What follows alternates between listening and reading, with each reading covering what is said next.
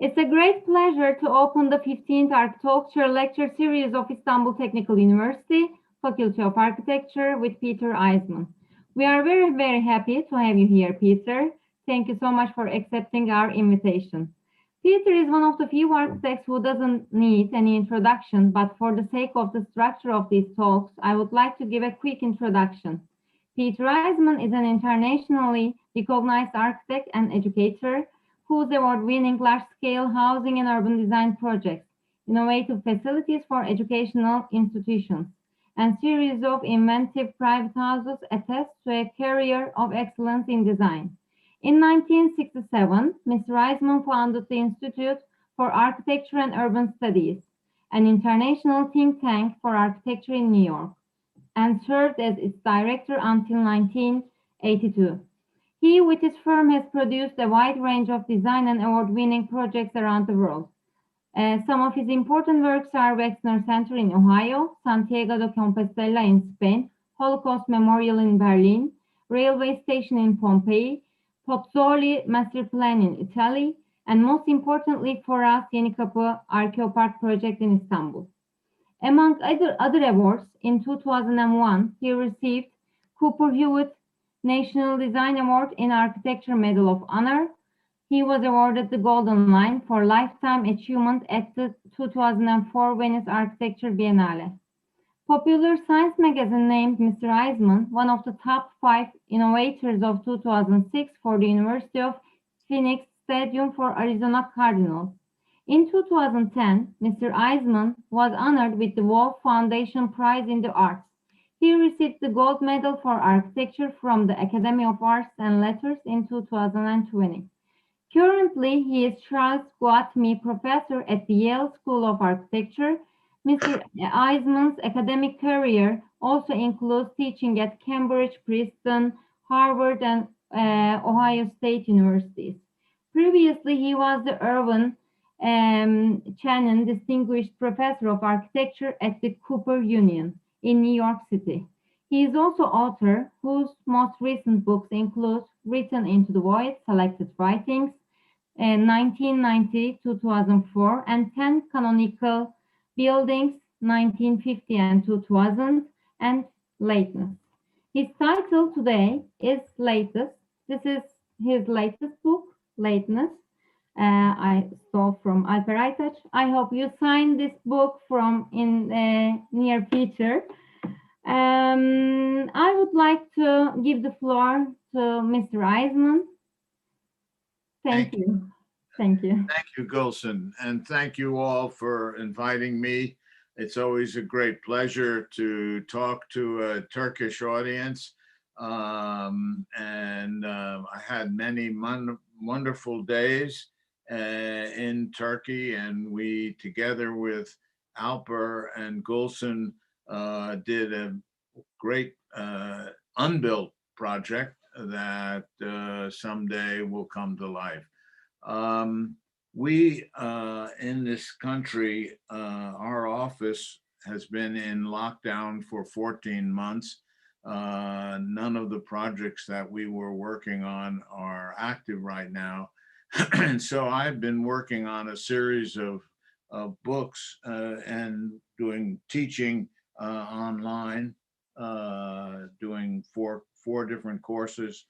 So what I want to do tonight is to open up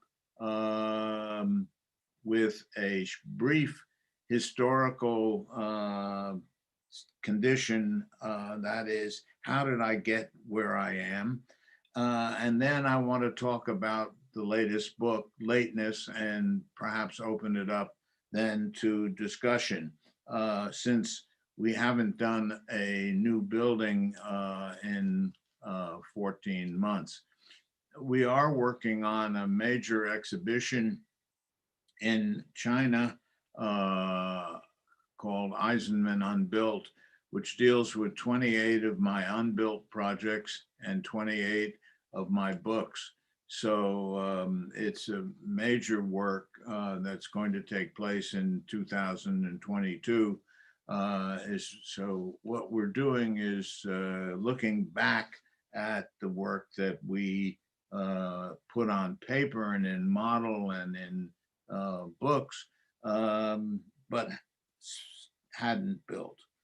So I'm going to begin at the beginning when I was a young student in 1950. I went to architecture school at Cornell, and my model for an architect was from the Fountainhead book by Ayn Rand. The model was the hero of that book, Howard Rourke, who was later played in the movie by Gary Cooper.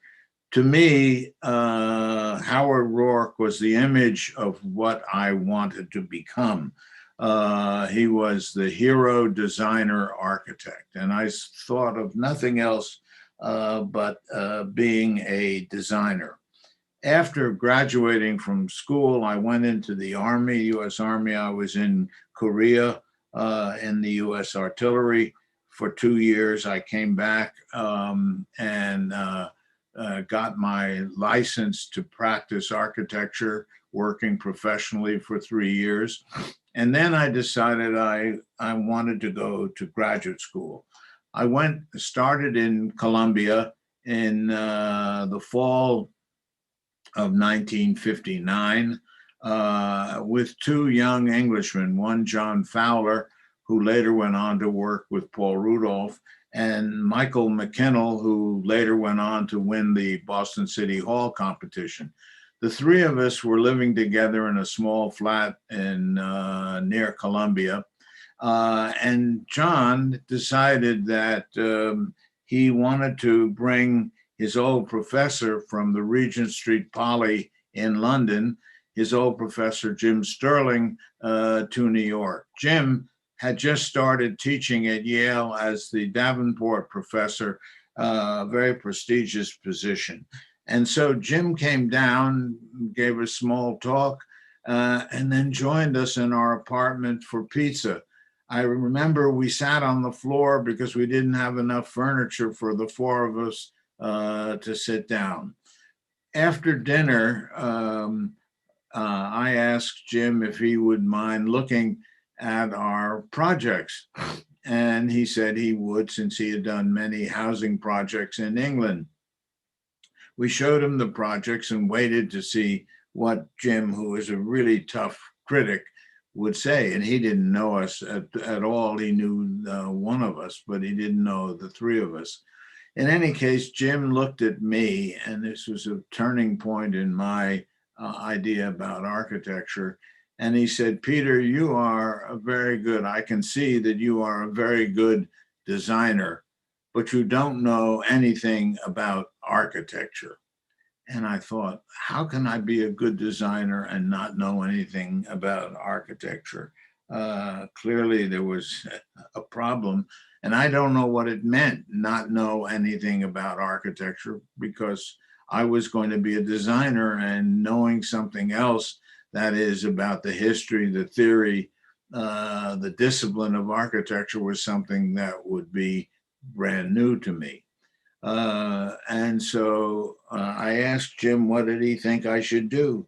He said, "You need to go to England and be with Colin Rowe, who will teach you all you need to know about architecture." So I left for England, arrived in Cambridge, taught architecture in the year 1960-61 at Cambridge. And then in the summer of 61, Colin Rowe and I decided we were going to take a car trip throughout Europe and look at buildings. We started off going down the Rhine River. We looked at Mies van der Rohe's houses in Krefeld. We went to Stuttgart to the Weissenhof Siedlung. We went to Zurich to see Le Corbusier's work there. So, and meet with an old student of Le Corbusier. So in all, it was a very eye-opening experience. Then we decided we would go south, Colin and I would go south to Italy, and we crossed the border into Como, Italy. and came upon the Casa del Fascio. Can we look at that slide, please? This was something, upon first seeing, was an amazing experience for me. As Colin would always tell people, Peter had an epiphany, had a new vision, let's say, of the world, seeing this building. And the reason it was so important to me, let me see if I can draw on here. Just a minute. Okay. What was so important was the fact that the columns here didn't come down to the ground, but came down to another horizontal, so that there was a complete plane enclosed in the grid. And I had never seen anything like this. There was no Le Corbusier who believed in pilotis, in other words, masses of things on sticks, or Mies, who believed in a podium for buildings. And here was something different that I had never seen in modern architecture before. And the reason why it was different, and the important thing that I learned right away, was that you could read this in two different ways. One, as a solid cubic building for here, this as being cut away, or as a stick building being added to. And that was really important, because what it did was to say there was no one way of reading something. It was very complex. And this complexity led to what I later was able to call a critical architecture. That is something that is disturbed from the ordinary.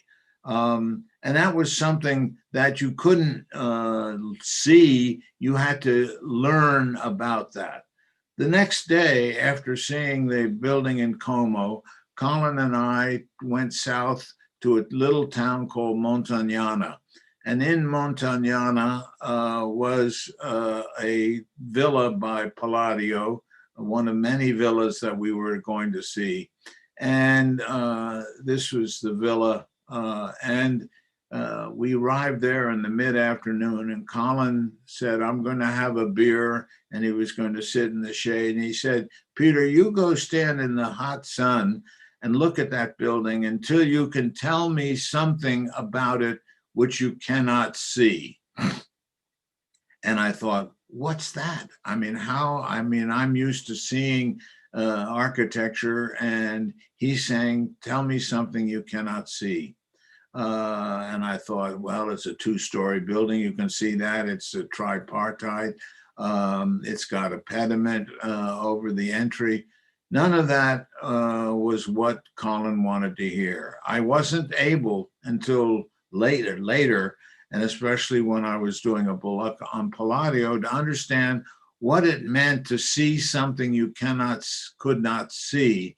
That is a critical dimension, like in the Casa del Fascio, the solid or void, the additive or subtractive. And in this case of Montagnana, it was a very simple thing. Here we have what is a typical pediment with 4 columns, which is usually at the end, in the front of a building, is called a portico. And a portico stands in front of a building, stands free of the facade. Here, the portico, as an idea, was pushed into the facade, as you can see, and all you can see is the trace of it on the building. And that pushing into the facade disturbed the spatial relationship between the portico and the mass of the building. And this gave, this disturbance was something which made the building, again, a critical work, because to disturb the convention, or to use conventions to disturb the status quo, to disturb a single reading, making two readings, was what Colin was to later tell me that architecture was about. And so I gradually began to understand this kind of thing going back to Cambridge. And I was so excited about the new things I had seen in Rome, in Venice, in Italy, in Germany, Switzerland, that I decided to do a doctoral dissertation at Cambridge. And what happened was, because of the doctoral dissertation, because of the teaching, which I had no idea that I was going to do when I left the United States as wanting to be a hero design architect, I became a hero thinking architect.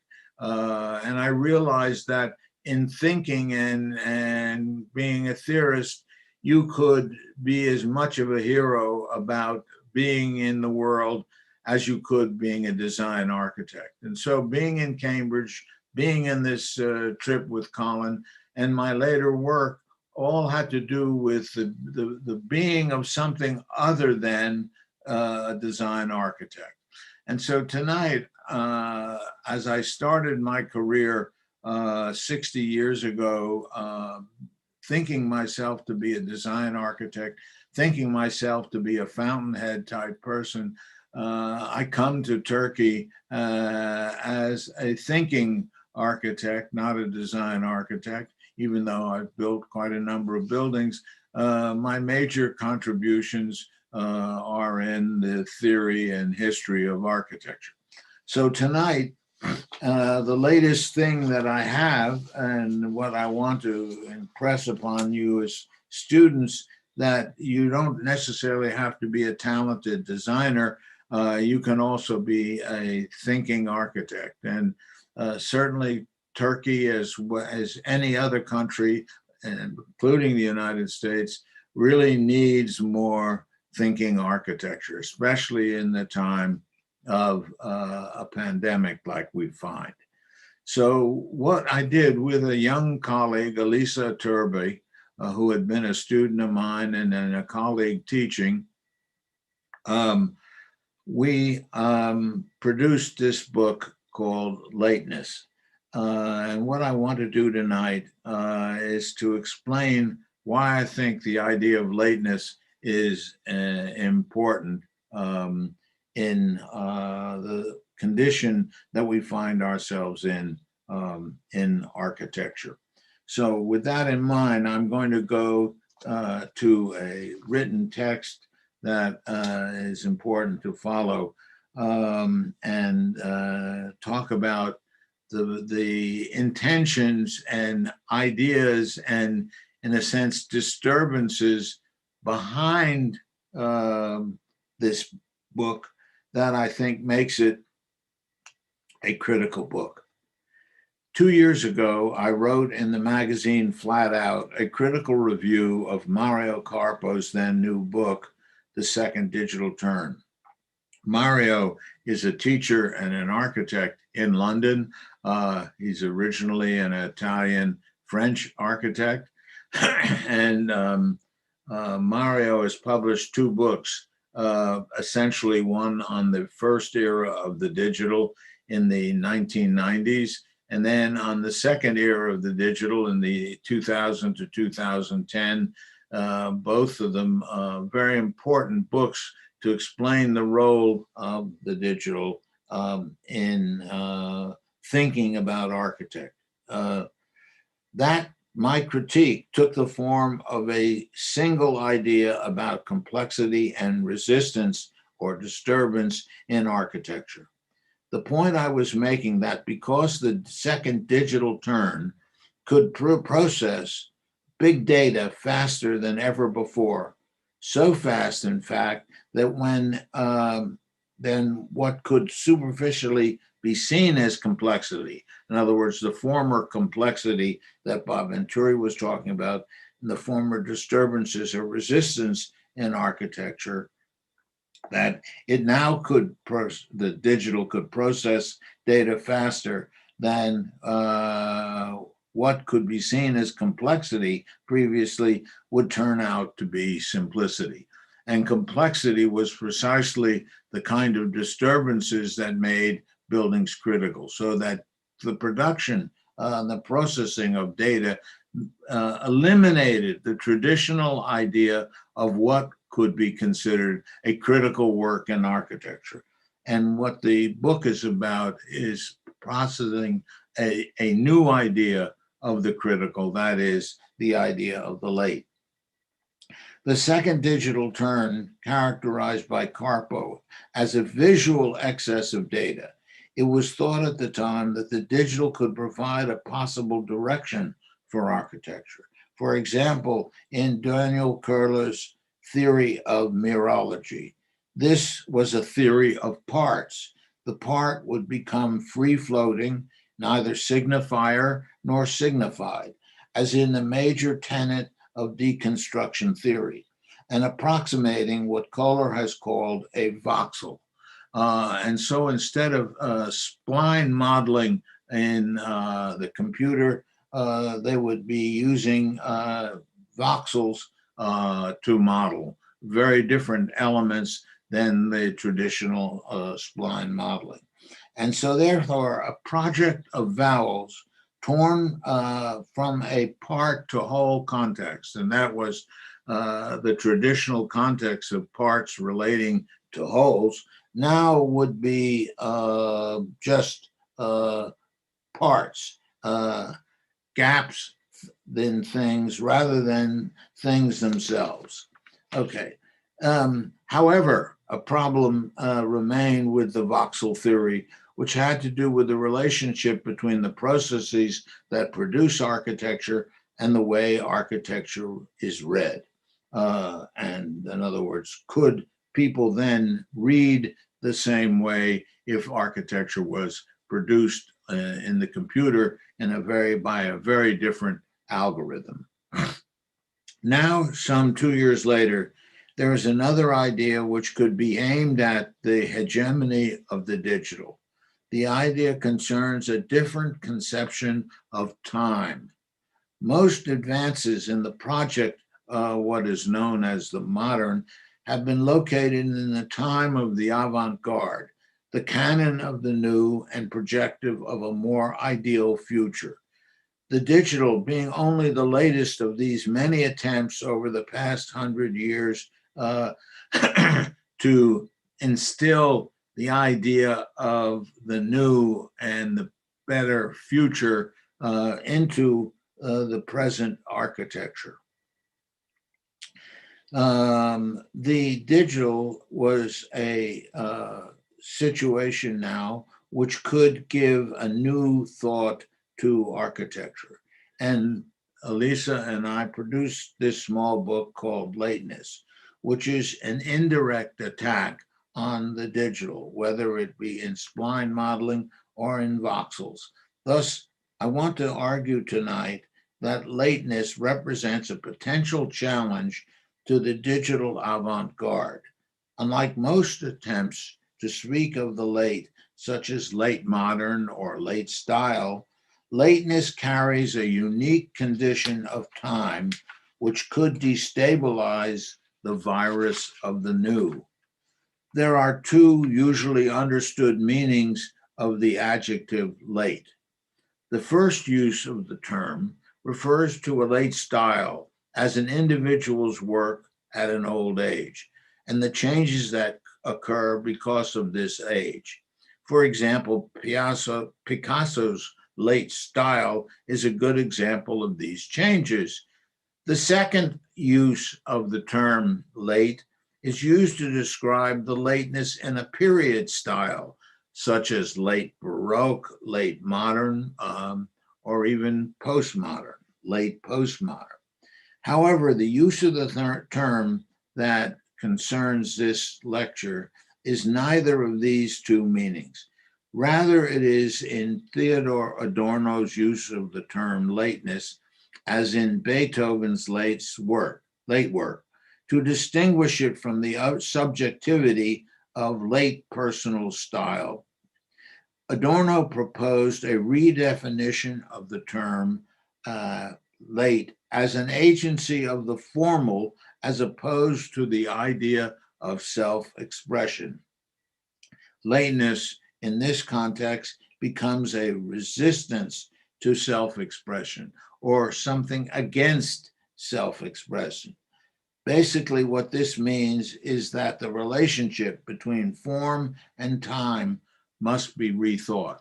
And instead of thinking always of progressive, forward, avant-garde, the new as the critical way of thinking architecture, it is almost the reverse, thinking the late. And now we need to define what thinking the late means. The emphasis on the formal as opposed to the citational or meaningful produces a temporal ambiguity, causing time to become discontinuous. That's the first thing.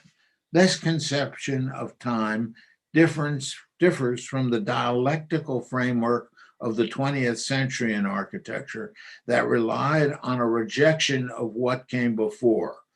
That is, what of history, and of Walter Gropius's famous dictum against history, that the Bauhaus would no longer teach history. An attitude that was prevalent both in the modern era's pronouncement of a break with the past, as well as the subsequent postmodern rejection of that break. By the end of last century, it seemed that the digital would produce a different idea of time, as its emergent forms seemed to have no history at all. However, it has since become evident that the digital is a recapitulation of a techno-zeitgeist, in which the limits of form are determined by the boundaries of the technology itself and not of the idea of any different idea of time. For example, in parametric design, form is determined by numerical inputs. At the same time, the idealization of technological progress clouds the perception of its imposed formal limits.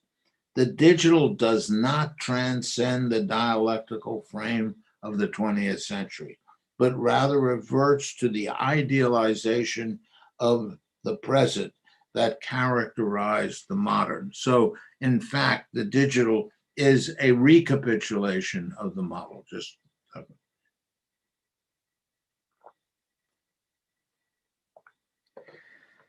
Against such a background, Lateness presents an alternative view of form in time because the integrity of form is preserved at the scale of specific conventions, while at the same time inherited notions of how one convention might relate to another are challenged or reinvented. Lateness is neither an explicit break with history nor an overt return to the past. Lateness has no ties to any particular style, nor does it operate as a style in itself.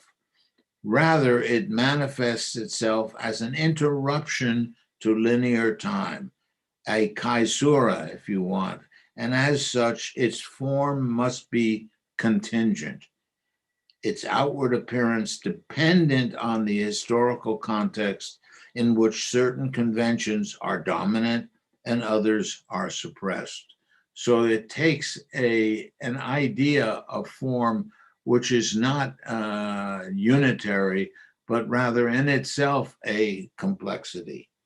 A study of lateness offers the possibility of uncovering a critical mode in which the invention of new form is no longer the stated goal of a critical architecture.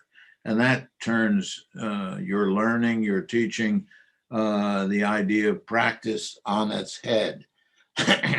Instead, a different critical mode might emerge in questions about the relationship between form and time proposed in the term lateness.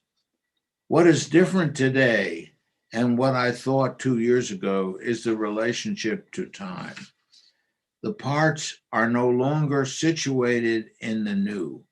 Rather, the interruptions in linear time, the caesurae, which create the parts, are no longer of the new in the time present, but look both forward and backward. When form is contingent in this sense, a different critical mode might emerge in questions about the relationship between form and time. The late comes into being when a convention is temporarily displaced,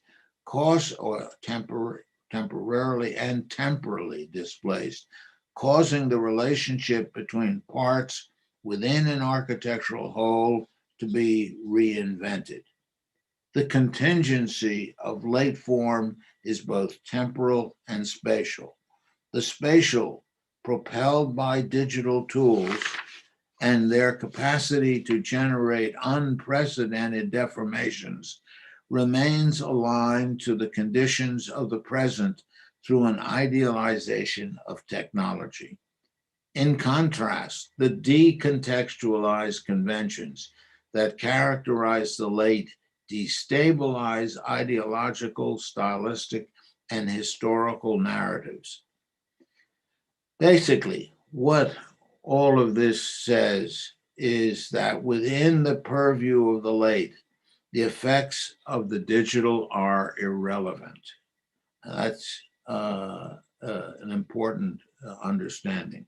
What is relevant is the placing of architectural conventions in a fractured temporal context where their former narratives are suspended and rather rendered meaningless in the contingency of these absences. And this suspension creates a condition whereby convention, form time relationship can be rethought without the pressure of the utopian, the ideal, the progressive. And this is the reason why I wanted to talk about it.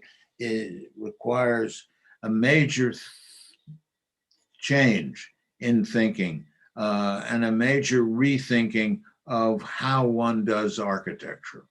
And if we remember that in the year 1914, Le Corbusier produced the domino diagram, which was a radical change of both structure, space, and time proposed by Le Corbusier at the time. What I'm suggesting is a similar radical change in thinking about the new in relationship to time in the present and also a form in the present. And so ultimately, reading this little book, and I think it's a very small book, but I think worth thinking about and responding to it, may open up architecture to a different way of thinking post-pandemic, post-diversity, post-colonial, and of course that's a big problem in the United States today. But what I'm talking about is something that fits clearly into the post-pandemic and post-colonial thinking that's going on in much of architecture today. With that, I think I want to open up to the panel and some questions from the Dean and from Gulson and others. Thank you. Thank you so much for opening up a new window for us, Peter. There are several questions coming, so I would like to ask. The first question is coming from Alper Aytaç. During these hard times, there is a new phenomenon of remote work, which is a bit troubling for architects who are used to a studio environment with a team of architects and physical models. What do you think about the future of architectural offices, and importance of physical models? Do you think that in the near future, architecture offices will exclusively operate virtually and only relying on their virtual models? Well, first of all, architecture, like many other disciplines, has to be physicalized. It cannot just be virtual. Manfredo Tafuri, the great Italian critic, once said to me, Peter, you have to build your ideas or nobody will care about them. So ultimately, you can't just do virtual architecture. What has changed is the fact that the modern was based on a philosophic idea of the dialectic, that is the thesis, antithesis, but dealing with the new as a project.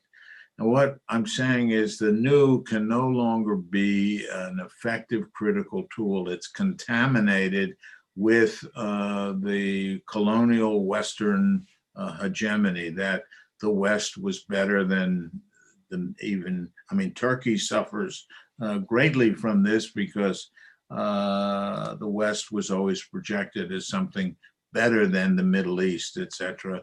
And Turkey was in and out of Europe. But it goes for the United States and it goes for Europe in terms of relationships to Africa, to China, Japan, etc.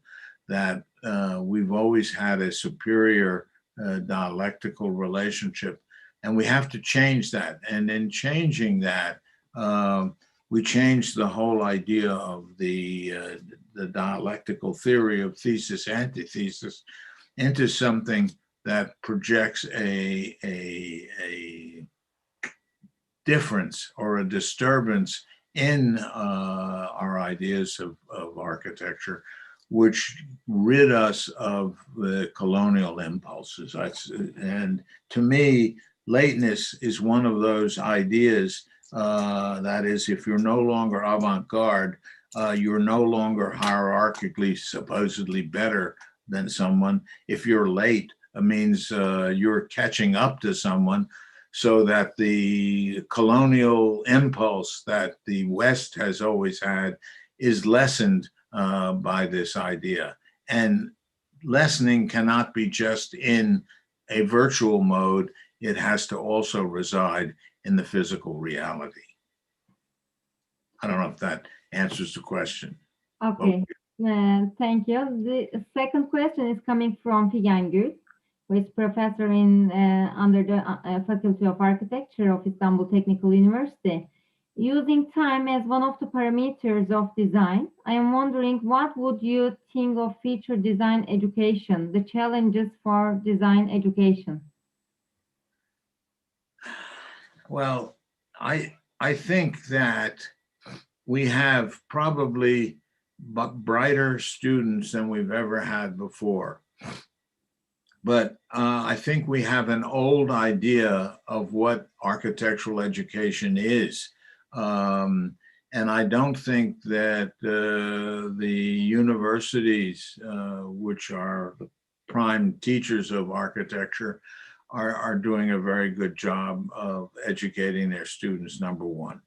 Number two, the fact that architectural and environmental education, let's take it as a broader sense, occurs only at basically the university level, means that the citizenry, those people that receive architecture, don't know anything about its necessity, etc., until they reach the university.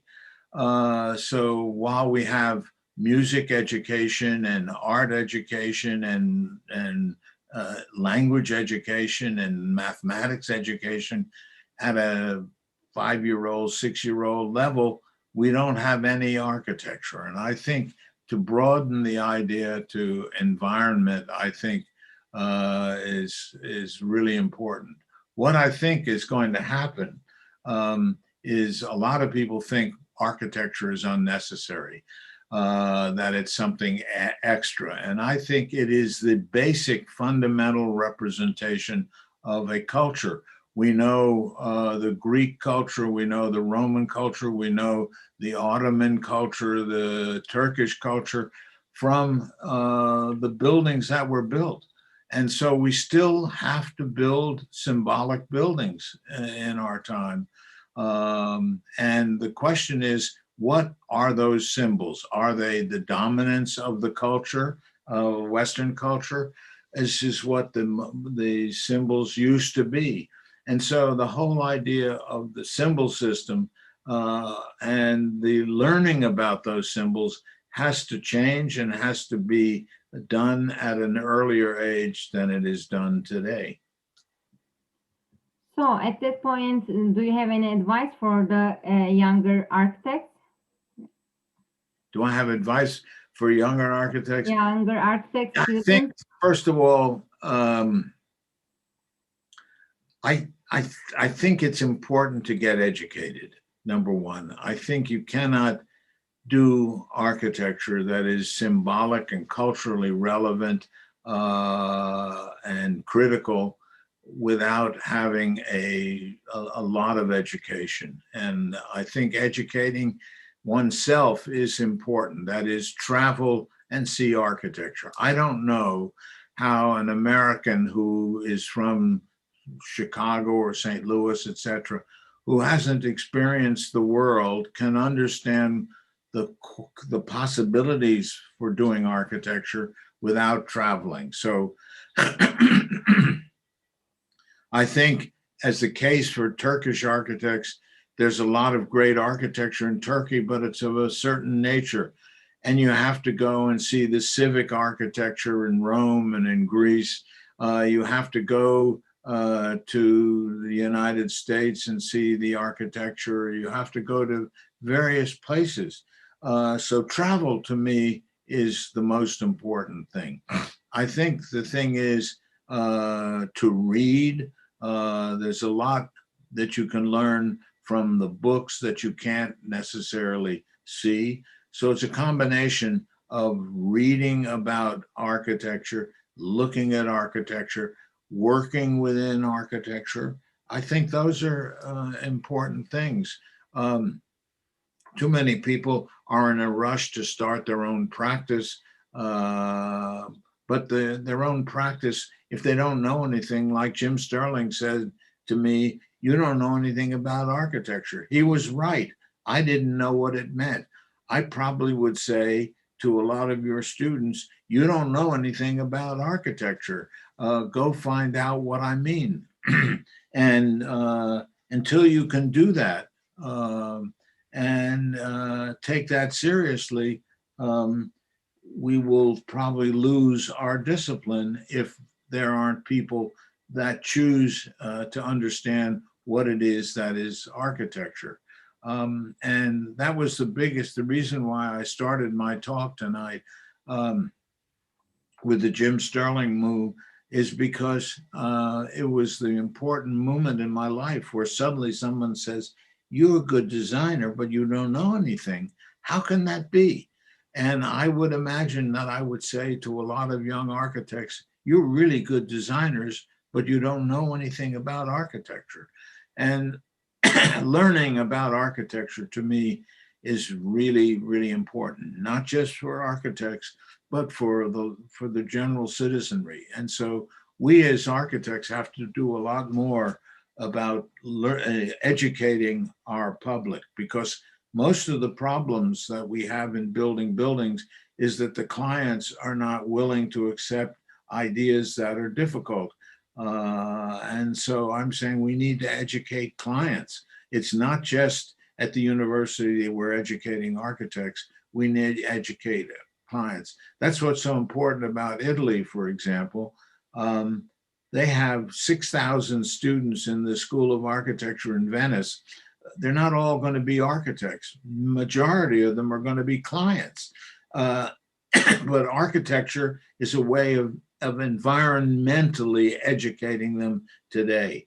And an education about environment, about the resources that are necessary to combat global warming, et cetera, are relevant to what I'm talking about. So we can't just educate a few hundred architects. We need to educate thousands of people about the relationship of architecture to the environment. And that's all changing as we speak. Mhm. There is another question from Ali Reza Karazmi.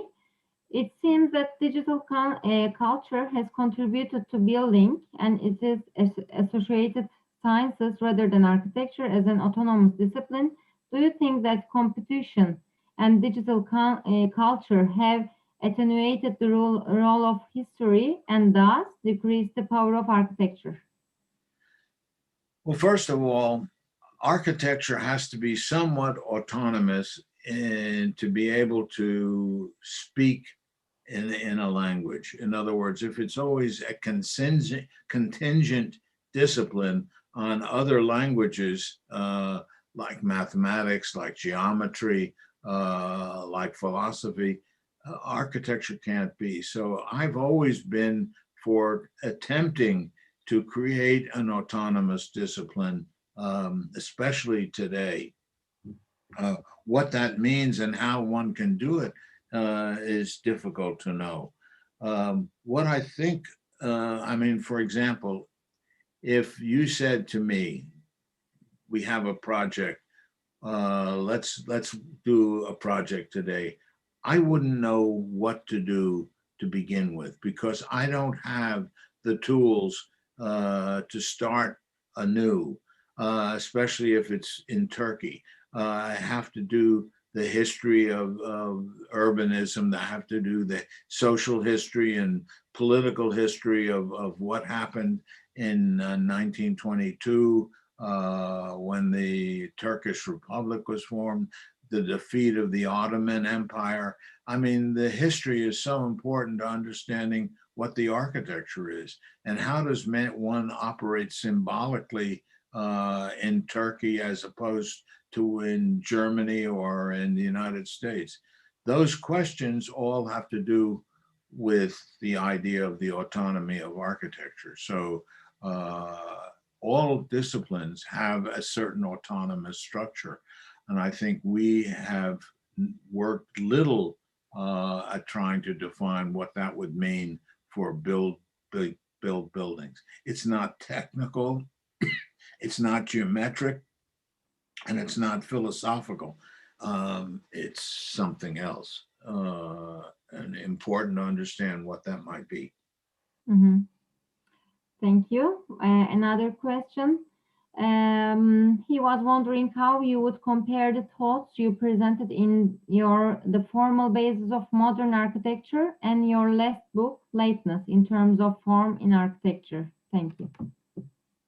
Well, first of all, uh, to compare a book that I wrote 60 years ago with a book that I wrote today, I think is difficult. I mean, I can't even remember what I wrote in the formal basis of modern architecture. I can barely remember Lateness, and it's only done in the past 2 years. I think to understand what I'm doing today, you have to look at what I teach. You have to look at the projects that I assess to the students. I mean, most of them deal with the potential for example, in the university context in the United States at Yale, there was an idea of background buildings, buildings that framed space. And in 1945, after the Second World War, that idea changed to object buildings. And we had big name architects come to the university and do object buildings. So there's a whole new idea that the object building is not correct for today. The background building's not correct. How do we do something that's neither object building nor background building? And hopefully we can think of this in the terms of late rather than avant-garde, because they're not avant-garde ideas. They're not new ideas. They're working with old ideas. Um, I think the difference between the formal basis and lateness has to do with the difference in the socio-political context and economic context of architecture in our society today, and whether we can sustain our society. I mean, look, late capitalism is under attack. Social justice is being questioned. The economic conditions that lead to iconic buildings don't exist. So there are so many things that have changed in the 60 years between when I first was thinking the formal basis and when I think of lateness. That it's bound to have certain similarities and certain things that are changed. But if I were to write the formal basis today, it certainly would be a different book. And, you know, I've learned a lot. Okay. How do you interpret your architectural approach, being structuralist to ontological in time? Sorry, Golson, I didn't How, understand. how do you interpret your architectural approach, being structuralist to ontological in time?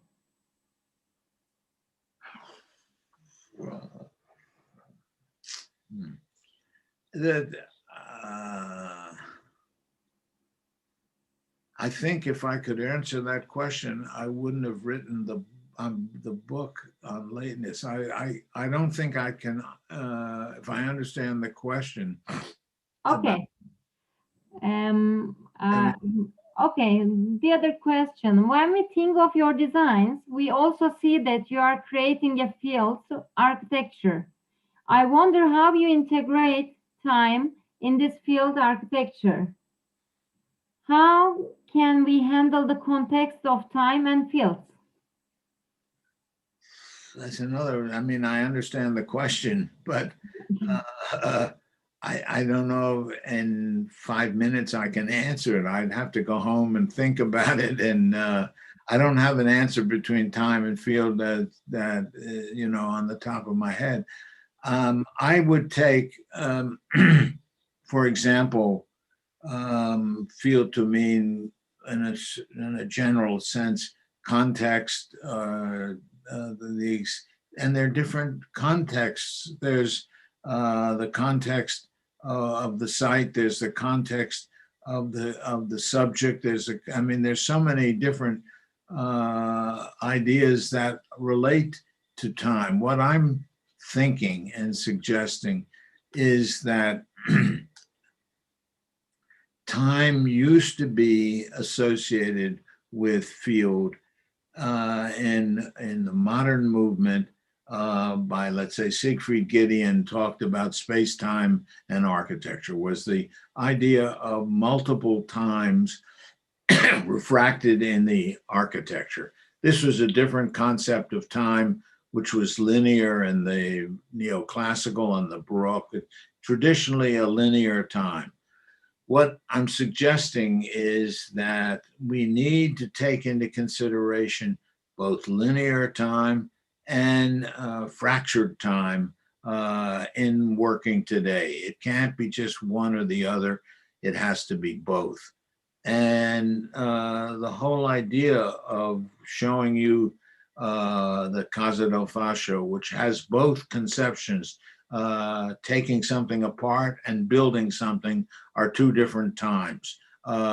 Taking a portico and pushing it into a building creates a different sense of time of that portico, which I showed. So that I'm saying is there are different contingencies of time today that must be taken. If the architecture is to be valid today, it has to have a different conception of time than the modern. The modern was time in the future. There's no longer a contingency that says we can do modern today. And so and yet we can't go back to the Baroque. We can't go back to the Renaissance. We have to think of what is today in time and space. And that's a difficult question. I don't have the answer, by the way. That's why some of the questions are really difficult for me, because some of you think because I'm talking about these things, I have answers. If you ask me, what would I do in my office? I'm not sure I know what to do. I've uncovered a lot of things that make me doubtful as to my capacity to do the kind of time of lateness that's necessary to think. And that time is a new time. It's not new in the sense of time forward, but time today. Thinking how we would think time today has to be both with the past, the present, and the future as a contingent amalgam, let's say. So I've uncovered, I mean, I think the questions are really interesting. I've provoked questions that I think need answers. I may not have those answers. Okay, another scale then. In your Carlo Erba residence project in Milan, the finishings of the floors and shapes of ceiling also dominate the interior design decisions. What do you think about the continuation of architectural decisions in interior space? Well, I think they're very important. I mean, that's how we uh, live. I mean, whether it's in a classroom, whether it's in a home, whether it's in a religious building, whether it's in an educational building, interior space is really as important as exterior space, and they're different. What I'm saying is, if we do something in the exterior, in other words, relating the open space to the facade of a building, let's say, we may not want to do the same thing on the interior. I'm saying is that idea of consistency, that is the Bauhaus idea of transparency, that the inside is projected on the outside or the outside is projected on the inside. They're two different things, and they need to be thought differently. that that doesn't mean that the inside's not as important. I love, we have a new apartment in New York City, was done in the 30s. I love the space of it compared to where I was 2 or 3 years ago. Both are really nice apartments, but spatially they're different. The height of the ceiling is different. For example, in our new apartment, we walk into a foyer and a space before you go into the living room or the bedroom. And our old apartment, you just opened the door and you were in the living room. So the idea of a fore space or a foyer in front of a living space is really important. And the plan of, for example, a kitchen, we have a kitchen with a window. Many modern kitchens don't have windows. I think that since you spend so much time in a kitchen, it has to have a window. All of those things are really important considerations. The height, floor to floor height. For example, in most developer buildings, the height is a certain height that's not high enough for feeling good about the space. It's too compressed. So the interior space is really, really important. And we spend a lot of time on, I mean, most of the work that we do is not on facades, but on the interior space. Yes. And the last question is, do we have to know every software? Can we improve our software skills at offices? Yes, we can, but they have no time to give their experiences to us, but we have to improve architecture with skills. Is it too late to make a renew portfolio at being 23? Is it too late to do what? I'm Is sorry. it too late to make a renew portfolio? No, I don't think so. It's never too late.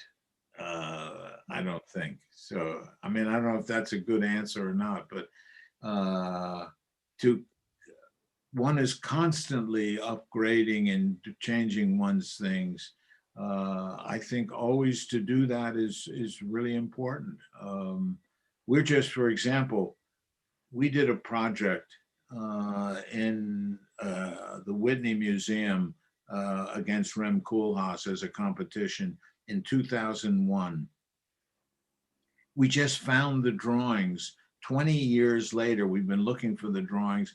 They were on a CD and a pile of CDs, the way we used to store drawings.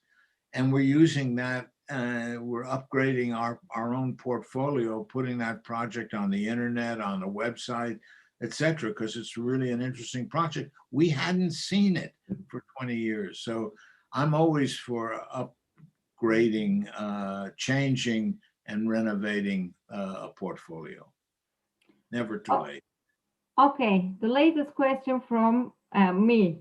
When are you coming to Istanbul so we can go to a Fenerbahçe game again with our dean? Okay. He's also a fan of Fenerbahçe, as I know. Yeah. Yes, But that's correct. we're not doing well. We're second or third. I don't know what they did on Monday. They didn't play last Sunday, so I don't know if they won or lost. I follow carefully Fenerbahçe. That's good. That's very good indeed. Did they win? Did they win on Monday? On 25th, so they beat Kasımpaşaspor. Okay. 3-2. And Ozil is playing? Yes, Fenerbahçe beat Kasımpaşaspor. Good. Okay. I can't believe that we are talking about Fenerbahçe with Peter Eisenman at the moment. It is a bit surprise to me actually, but I'm very honored that Peter Eisenman is following Fenerbahçe as well. No, I follow Fenerbahçe all the time. I have 4 or 5 teams in Europe that I follow. One in the English league, one in the Spanish league. I have one in the 3rd division of Spain. Okay. Okay, I would like to give the screen to my dean, Professor Murat Gül from the architecture department. Okay. Look, thank you, Gülşen. And I was listening, Peter, with great enthusiasm, actually. Time goes very fast, already almost an hour, actually, I guess, since this talk started. It was a great pleasure and honor to have Peter Eisenman as our guest to the architalkture lecture series. Thank you very much for your kind acceptance to join us this evening. It was fascinating, actually, to listen to you about your book, the latest book, Lateness, the latest book, Lateness. And I haven't had a chance to read it yet, but it is going to be very interesting to read it after your talk, listening to your talk about your own book. And you said that you don't remember your first book published in 1963 when you do your doctoral dissertation at Cambridge University. The formal basis of modern architecture. But I remember when I first encountered with that book, when I was studying my postgraduate degree in Istanbul. And I still remember many things. And I think it is one of the major reference books for people who are interested in architecture or studying architecture in terms of challenges with forms and ideas.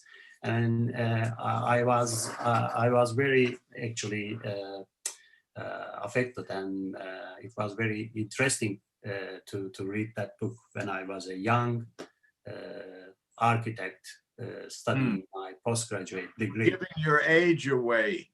My age is 52 actually. You know, to still be involved with that book, we have to be involved with other new things because yeah, I remember. The world has changed. Yes. I mean, I was involved 20 years ago with the deconstruction idea. It's no longer an idea of any value right now. I'm interested in the decolonial idea and how you can make an architecture that represents an end to the colonial mentality of I'm better, I'm hierarchical, etc. And so that's really important in architecture today, big time important. Uh, Yes. and we can't, Although, go ahead. oh, sorry. No, I'm fine. Yeah, I mean, although the constructivism, as you said, it's gone, but it is still a matter in our books. Who are Yes. studying history of architecture. I am one of them, by the way. Yeah. I am teaching history of architecture, and yes, as you said, the time changes very quickly. And look at what's happening at the moment after that COVID-19 pandemic, and everything has changed and probably will change permanently some aspects of our previous normal life, I should say. And I was wondering, am I allowed to ask a quick question, not about Fenerbahce, but about the project you designed in Istanbul, the future of that project? Any idea or any hope you might have to finish it?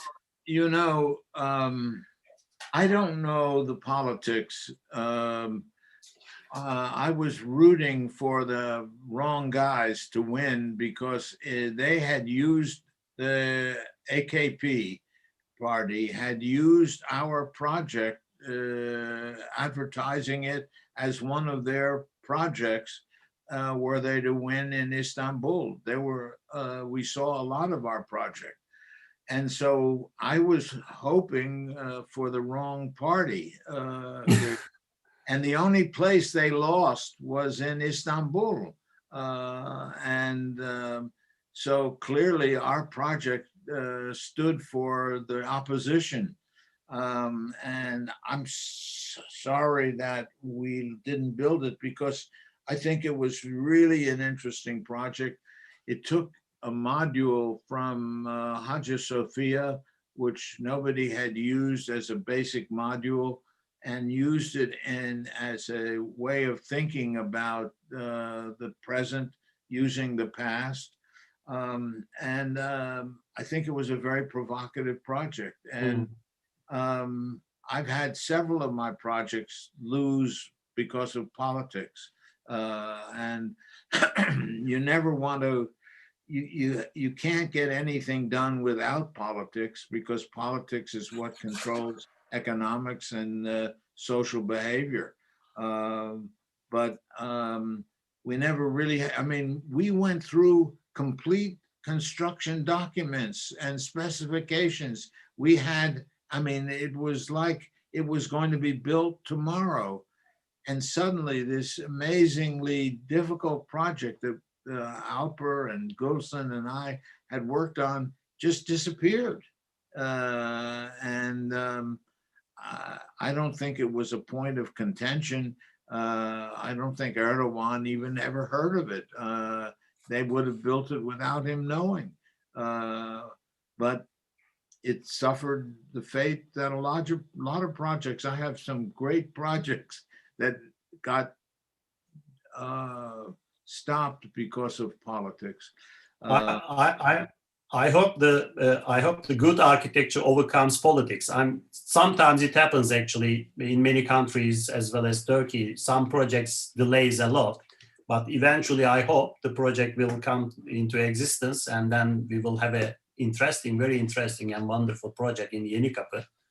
And I'm sure that it will, because it is not a matter of politics. It's just an architecture. Yes, sometimes those things are used in the hands of politicians in the campaigns, but I think it will be very interesting to see your building, your design. Actually, not a building, the whole Archeo Park in Yenikapı. The thing is, if Alper and Gulsen couldn't convince the politics to be with us, then nobody could. Those two people are very, very good at getting things done.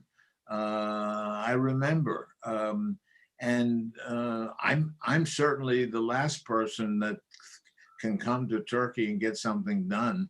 But if they can't do it, and we had, other political friends who wanted to see our project built. I don't think that, I don't know. It would be great to see it built, but anyway. Hopefully, let's hope it. Oh, but I have a Okay. better chance of building a new stadium for Fenerbahce than It will be also very, very fascinating and interesting. I'm ready to do that today. Okay. All right. I'll talk to the president of the Yeah. club.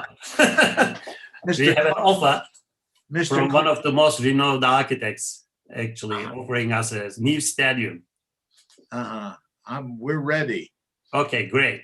Look, I don't want to take your time too No, much. it's great. Thanks, really. It is fascinating. And once again, on behalf of our faculty and students, I would like to extend our sincere gratitude for your very inspiring talk, Peter Eisenman. It was fantastic to have you here. Thank you. Thank you. We'll come again. When I get another project to do, we'll be back. But thank Okay. you, Wilson. Thank you, Dean. And we'll see you soon. Hopefully. Thank you so much, Peter. Thank you.